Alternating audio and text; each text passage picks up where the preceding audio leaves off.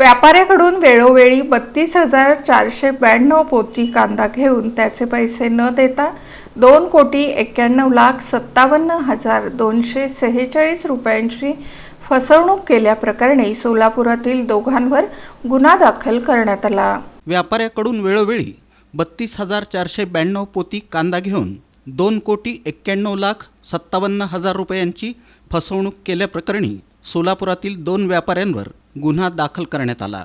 याबाबत प्रेमनाथ दत्तात्रय कदम वय 44 राहणार नटराज हाऊसिंग सोसायटी शेळगी यांनी जेलरोड पोलीस ठाण्यात फिर्याद दिली। या फिर्यादीवरून सुलेमान वाहिद तेली वय 33 आणि याकूब वाहिद तेली वय 36 राहणार बेगमपेठ विजापूर वेस्ट सोलापूर यांच्यावर गुन्हा दाखल झाला। फिर्यादी कदम हे कांदा व्यापारी आहेत। त्यांनी आरोपींना फेब्रुवारी 2022 पासून ते 5 एप्रिल 2022 दरम्यान मार्केट यार्ड परिसरात 32,000 कांदा पिशव्या दिल्या। त्याचं बिल देतो असं सांगून आरोपींनी टाळाटाळ केली।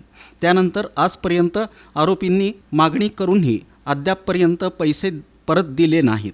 त्यामुळे फसवणूक केल्याप्रकरणी सुलेमान आणि याकूब तेलीवर गुन्हा दाखल झाला आहे। घटनेचा अधिक तपास आर्थिक गुन्हे शाखेचे अजित लकडे हे करत आहेत।